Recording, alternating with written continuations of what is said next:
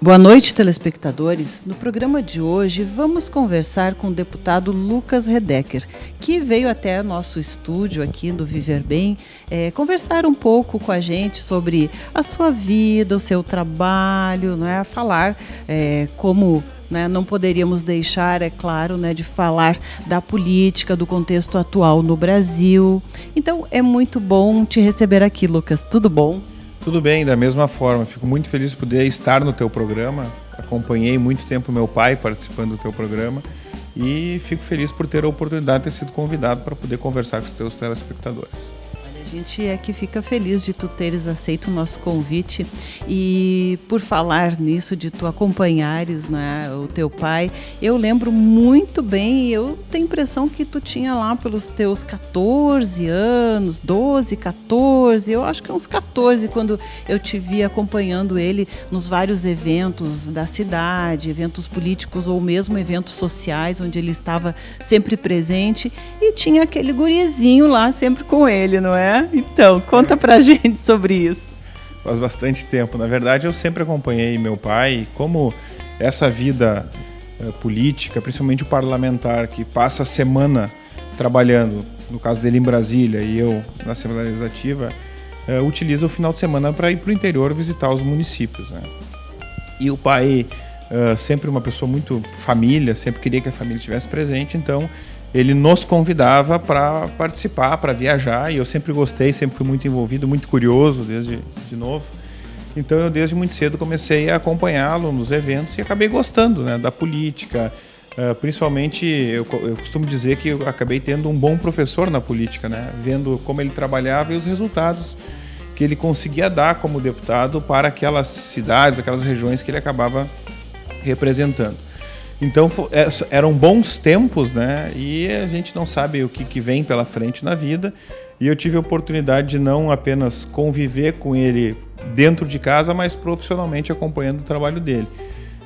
Depois disso, eu acabei, num certo tempo, quando eu já estava um pouquinho maior dos 14, ali pelos 16, 17 anos, representando ele. Ele tinha muitos convites, muitas agendas, ele ia para um ou outro lugar e pedia para que eu fosse no lugar inverso. Já não acompanhava mais ele, eu acabava representando ele. Ou seja, já te emancipou, mesmo antes dos 18. No início, eu com muito medo, e frio na barriga de representar.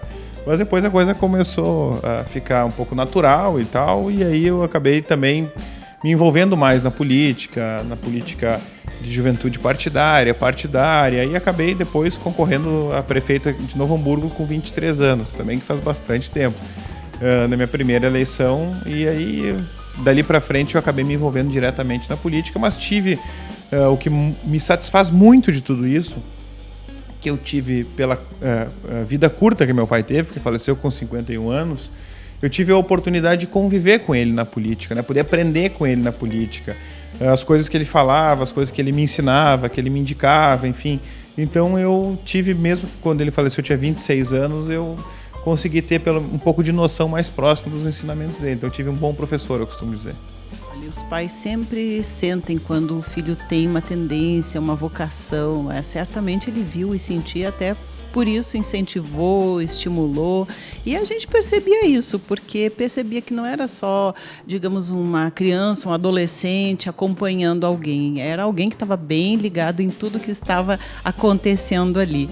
Então está aí, o fruto, desse tempo, desse aprendizado e também de uma vocação que acabou sendo desenvolvida aí pelo estímulo do pai, que eu creio que está muito bem representado aqui, Lucas. Não é porque tu estás conosco, mas a gente te acompanha desde que iniciaste oficialmente aí na política e sabemos que tu realiza um trabalho comprometido, um trabalho sério, um trabalho que não é fácil, porque eu sempre digo, tem que ter um pouco de sangue frio aí também para estar na política, porque não é fácil estar à frente, representando as pessoas, ouvindo de um lado, batalhando de outro, não é?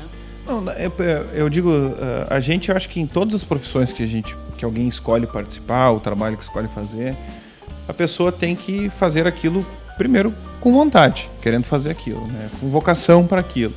E eu, particularmente, da política, encaro dessa forma. Eu sempre gostei da política, me sinto bem fazendo política.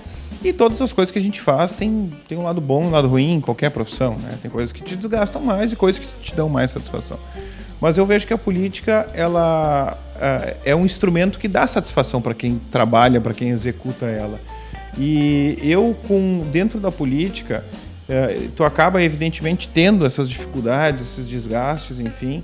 Mas por outro lado, quando tu vê que tu consegue resolver coisas que são importantes para a comunidade, para o município, para o Estado, que tu fez parte da decisão do Estado para algumas coisas, aquilo acaba ficando, na minha leitura, sendo satisfatório, e tudo aquilo que não é bom, que te desgasta, que te incomoda, fica em segundo plano. Tu acaba colocando em primeiro plano o que é mais importante. Então, eu me sinto muito... Eu hoje, no momento de desgaste da política, eu posso dizer que eu sinto orgulho de ser político, né?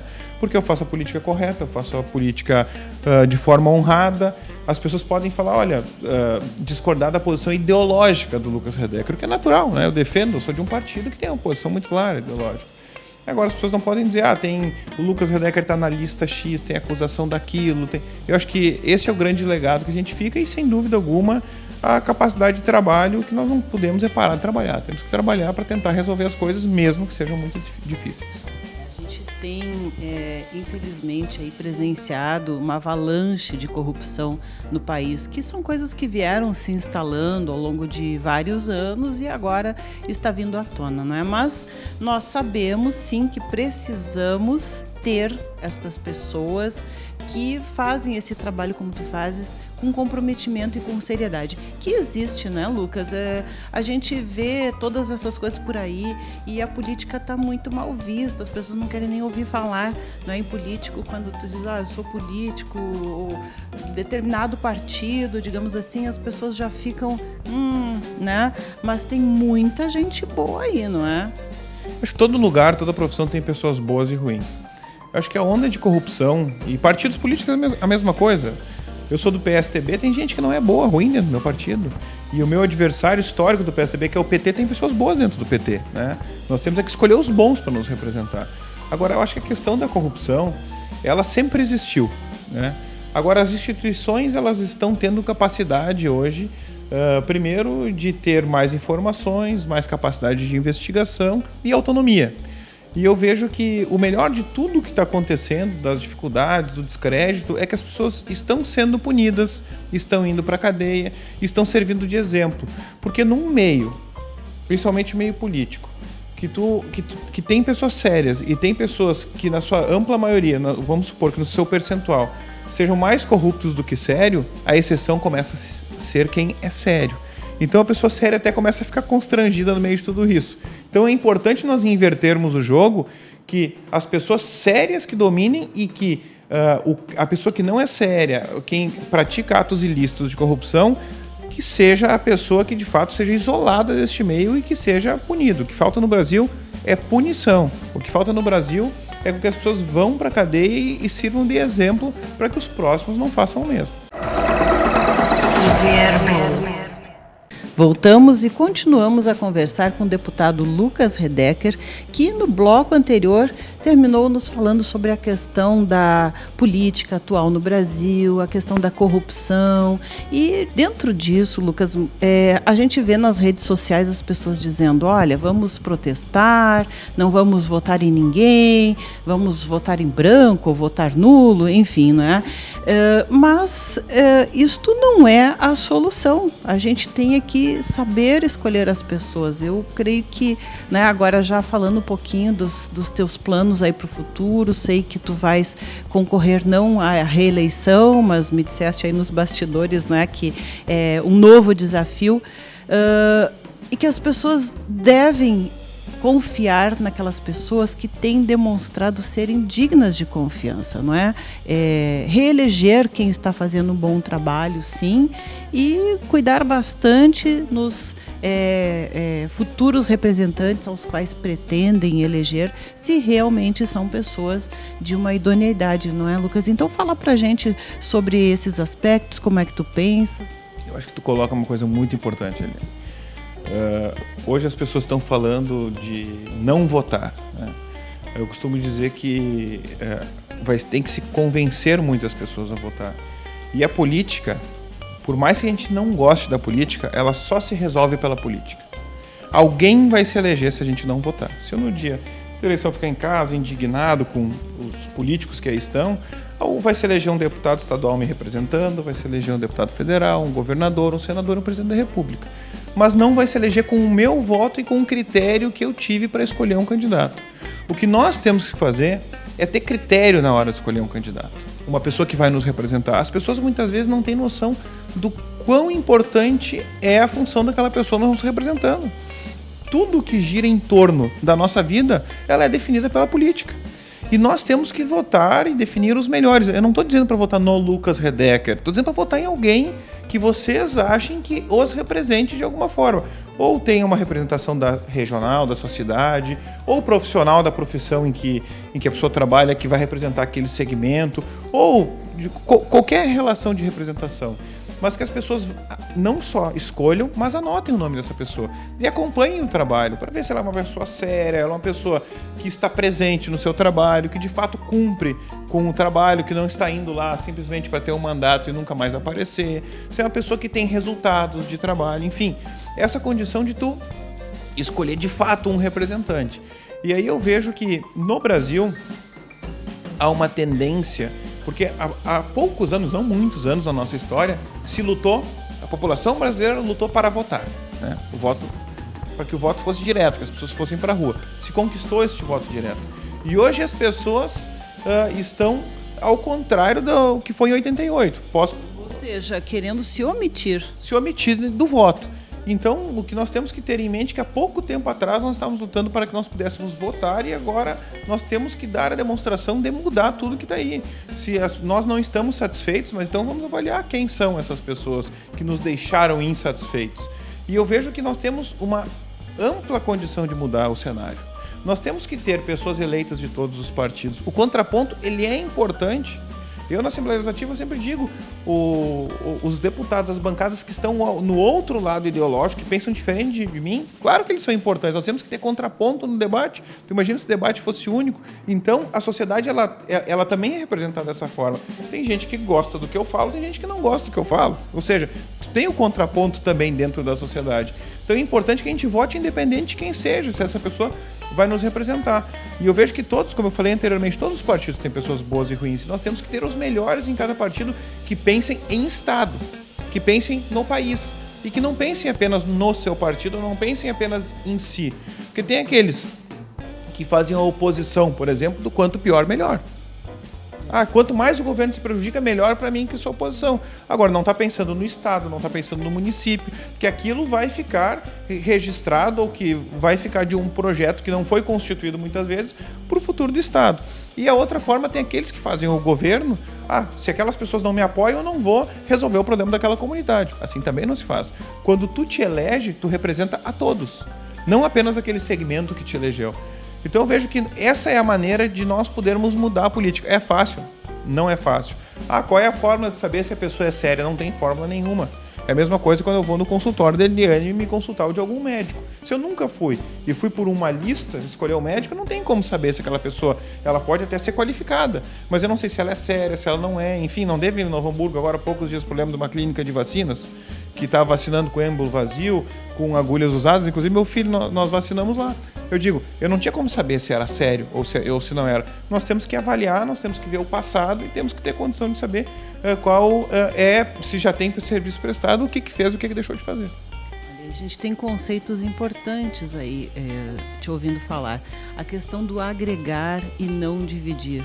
A questão do contraponto, de um pensamento, o contraponto, mas com esse pensamento comum de trazer o melhor, né, para a comunidade, para as pessoas, para o contexto geral, seja cidade, estado ou país. Mas não ser omisso é muito importante nesse momento, né? O que também, depois quero te passar novamente a palavra, dizer que muitas dessas pessoas não fazem o que tu disseste, que é acompanhar o trabalho de um político. A maioria pensa, no dia eu vou pegar um santinho por aí e vou decidir, né? No dia eu vou resolver, não sei, mas também não acompanha não vai atrás para ver o que a pessoa fez ou deixou de fazer, enfim, né? Analisar, digamos, o currículo daquela pessoa, né? E nós vivemos um momento hoje, Eliane, principalmente da inserção que existe das redes sociais, em que nós vivemos um momento em que os radicalismos eles estão se destacando, né? Então tem tanto um radicalismo de esquerda quanto um radicalismo de direita que se destacam porque fica muito mais fácil o destaque. E outra, nas redes sociais as coisas funcionam assim: quem grita mais é quem tem mais destaque, né? Tu imagina, transfere isso para uma sala com 30 pessoas, tem uma pessoa que grita contra tudo.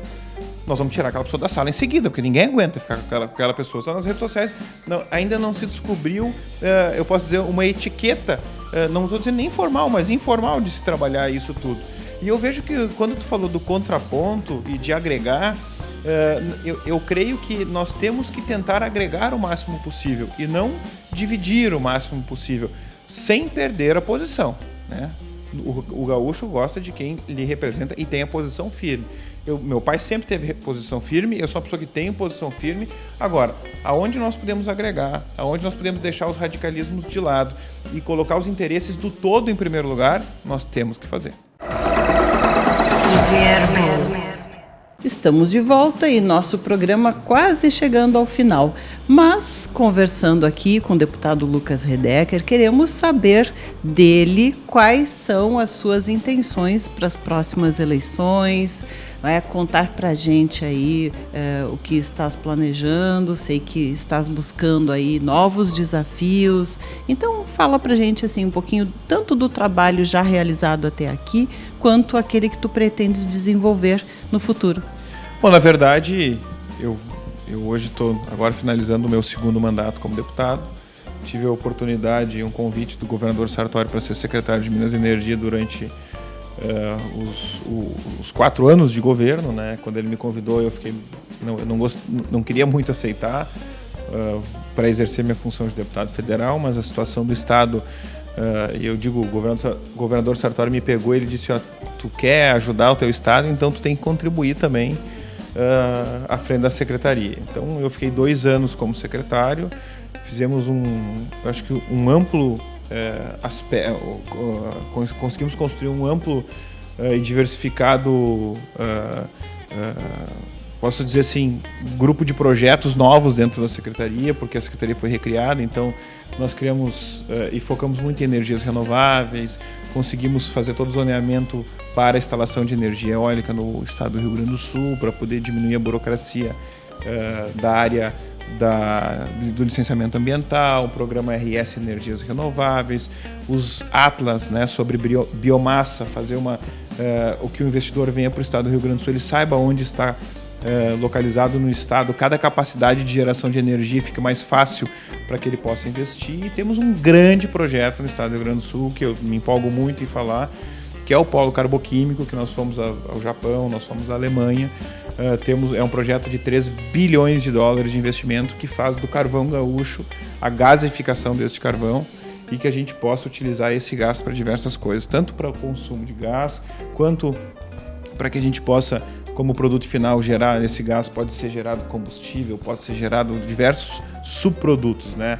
Nós estamos numa fase mais do que, posso dizer, na metade desse projeto, um projeto muito grande, demorado, mas nos próximos anos, eu acho que 5 anos, ele pode sair do papel, pode se tornar realidade, e aí nós vamos ter quase um novo polo petroquímico no estado do Rio Grande do Sul, que vai gerar muito valor agregado para o estado do Rio Grande do Sul. Então, eu acho que foi muito satisfatório para o desenvolvimento do estado, mas eu quis voltar e sair antes, né, da secretaria, porque eu tinha que cumprir minha função de deputado de mandato e fui eleito para isso, né? Então, eu venho na Assembleia Legislativa nesses últimos, agora 1 ano e pouco, né?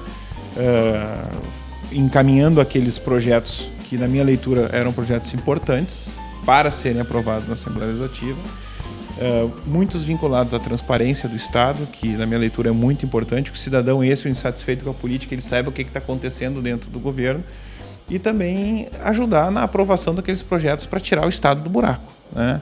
Esse regime de recuperação fiscal tão falado, tão debatido, para uns tão malfadado e tão necessário para o Estado do Rio Grande do Sul, que nós trabalhamos muito na aprovação e infelizmente não conseguimos ainda a privatização de algumas companhias. Eu sou a favor de privatização, não sou contrário, digo isso com a maior tranquilidade do mundo, né? Não preciso esconder minha posição, graças a Deus eu tenho liberdade e gosto de ter liberdade para tal, porque nós não podemos continuar com o Estado com uma máquina pública inchada, ineficiente, sem retornar o serviço para o cidadão. O Estado ele é eficiente, eu sempre digo, em duas coisas: em cobrar o cidadão. Se a pessoa atrasa o imposto, ele vai ter multa, ele vai para o SPC, ou seja, a máquina pública funciona muito bem nessa conexão, mas ela não funciona muito bem em devolver o serviço, ela não funciona muito bem e não funciona da mesma forma para a saúde, não funciona da mesma forma para a educação, não funciona da mesma forma para a segurança e para a infraestrutura. E nós só temos uma saída para poder voltar a ter investimento: enxugar a máquina pública. Não tem nenhum milagre. A grande queixa das pessoas, Lucas, porque as pessoas até não se importariam de pagar os impostos se vissem esses impostos sendo aplicados naquilo a que eles se destinam com eficiência, não é? É verdade, e a gente vê hoje as pessoas insatisfeitas no pagar o seu tributo e mais insatisfeitas ainda no serviço que recebe pelo Estado. Então nós temos que enxugar a máquina pública e investir no necessário. E fazer as prioridades. Nós temos que ter prioridades. Olha, isso aqui é mais importante, vamos investir nisso, vamos deixar outra coisa em segundo plano. Tu não tem como querer investir em tudo ao mesmo tempo, principalmente no Estado quebrado. E na Assembleia Legislativa eu estou agora batalhando muito por um projeto que eu encaminhei, que exige em todas as repartições públicas do Estado, do governo executivo estadual, o ponto eletrônico. Por quê? Porque tu tem uma empresa privada, tu tem um comércio, se exige que a pessoa bata o ponto, que tenha a conferência certinho, porque o funcionário público que é pago com os nossos tributos não tem o controle do ponto eletrônico.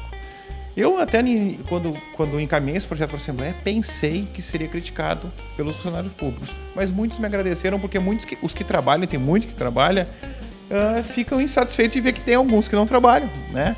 Então nós estamos agora numa fase de parecer do deputado Gabriel Souza, vai dar o parecer na CCJ e posteriormente nós vamos votar no plenário da Assembleia.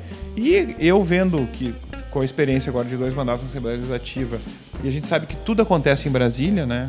A gente tem toda a concentração dos recursos em Brasília, eu vou nessa eleição, hoje eu sou um pré-candidato a deputado federal, para que possa continuar esse trabalho em Brasília, onde é o centro do poder, onde as coisas acontecem, para poder ajudar o meu estado e, sem dúvida alguma, o meu país a gente sair do buraco, a gente ter uma moralidade no setor público também e, quem sabe, também diminuir a máquina pública nacional, que tem um fardo muito pesado para o cidadão. O Brasil, ele é um país grande, ele é um país rico, né, na sua produção, só que hoje quem atrapalha o investidor é o governo. O governo com a sua burocracia, o governo com a sua dificuldade de licenciamento, o governo com as suas faltas de políticas públicas de incentivo de desenvolvimento de cadeias específicas ou de regiões, de estados ou do país, ele acaba sendo, na minha leitura, esse que não ajuda o investidor no Brasil e no estado, principalmente no estado. E nós temos que mudar essa realidade.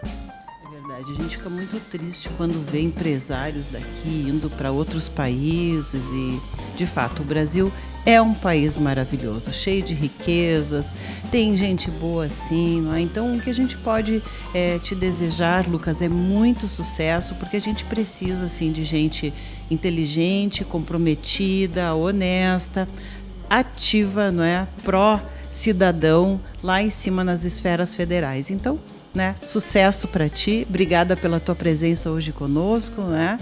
E a gente deixa aí para ti, então, a tua despedida aí dos nossos telespectadores. Quero agradecer o convite, que pela conversa boa que nós estávamos conversando, poderíamos conversar até amanhã, né? Um dia inteiro conversando. Agradecer o convite e me colocar à disposição e a oportunidade de poder conversar um pouco da vida pessoal, de como encarar a política, do nosso trabalho, enfim, muito importante. Eu agradeço, muito obrigado. Não deu nem tempo hoje, gente, mas, né, sabemos que a exemplo do pai, sim, eu acho que ele pretende carregar, né, o filhote aí algumas vezes também. Então, parabéns também pela linda família e voltamos amanhã com você no nosso Viver Bem. Até lá. Viver Bem.